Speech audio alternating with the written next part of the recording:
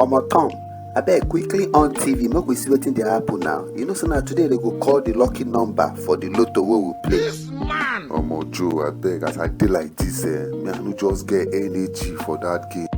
Before you know now, my ticket no go comot. Suffer go continue for here. See Tom, e no matter. Na to dey try na be the main thing. The moment wey you give up, na the suffer don start. I hear you, my brother. No problem, I will try get small faith. The TV there on we go hear wetin be the lucky number. This is JTV Breaking News. I am your anchor, Ogo Augustine, the only Augustine in this community. Yes, so my people, the day don't come. Today, now we go get the lucky number for the lotto wey dey ground now. So I hope everybody's holding their ticket. I will call the lucky numbers now. Omo Tom, don't want quickly call the number. I hope say you ready. Joe, I already know wahala jare. I dey here, I dey watch. And the lucky number for the lotto na 71 62 53 14. Kai! Omo Tom, na only one number na him spoil for my own ticket. Can you imagine? Na 14 na I no get for my own. Omo, make you quickly check your own. I know wetin you get now. Listen, at the same time we buy the ticket.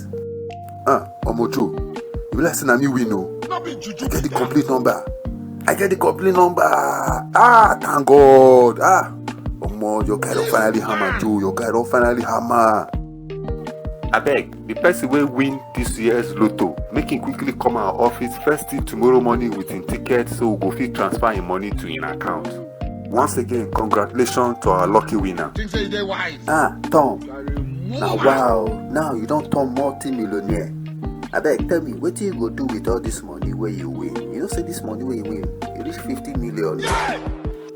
Joe, my guy, nothing dey happen. You know your guy now, Mr. Tom. We go paint this town red, but first things first, I want to invest this money. I want to use the interest, the chop life. So, what do you want to do now? How you want to take the make interest on top that kind of money? Where you go use the chop life at the same time? I go use the money, take buy dollar. You see dollar don't high now. I'll buy dollar. You see that dollar go dey high the go. So I go invest on that dollar now. So as the high the go, that the interest I go dey chop. No wahala at all. I hear you. That idea no bad. But at the same time, it dey contribute to the problem we will get for this country. See, my friend, abeg no make me vex. No make me vex at all. First thing tomorrow morning, we will go bank together. Yeah. No wahala, Tom, I hear you. I'll come for money, so we'll go bank. May God not allow them, may them kill you. Tom, I don't deposit your money inside our account, and I don't set up dollar account for you. So as it be like this, the money rate now 1,750. So hopefully when the dollar go rise, you go see your interest on top. Oga Sani, thank you, Jerry. The correct guy. That's why I like you, con. You know, say you be my number one Bureau de change guy. Now so Tom, you know say this work now our business. As it be like this now, everything done set for you. So I wish you the best, Tom. Make me quickly waka. I get other customers to attend to. Omo Tom, you dey sure about this thing? This one where you convert all your money to dollar. Why you no just cook man remove some, then convert some? Omo Joe, as I dey like this, I get plenty busy for my head. You know, so I get many court cases wey be say they pending. And Otoku himself for his shop the last time, that fake alert matter. Then I got to pay Otoku close to 2 million. Omo Joe, you know say once the dollar rise now, that interest on top go nearly double my money.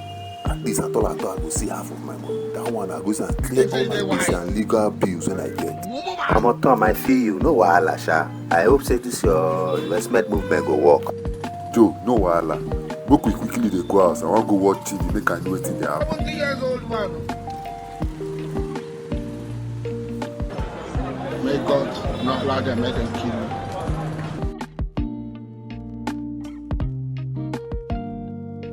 Tom the millionaire. Someone don't reach us like this. Say we could start the party early.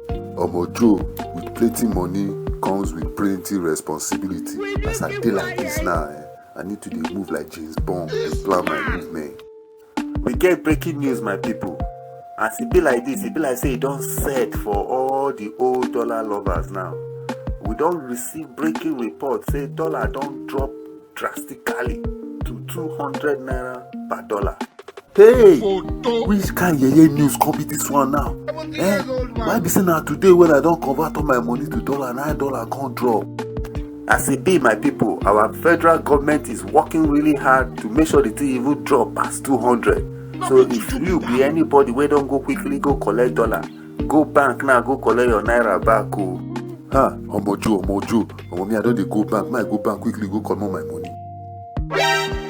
Hold it right there, Mr. Tom. Mr. Tom, you are needed at the station to explain how you go take pay the balance of the remaining gbese wey you dey owe. Okay. The money when I manage with now I don't use go convert to dollar. Now dollar don't drop. I don't lose majority of my money. Well, Mr. Tom, that one no consign us. When we reach station, you go explain better. Hi, which kind wahala be this? So, hey, wetin carry me go dey change all my naira to dollar?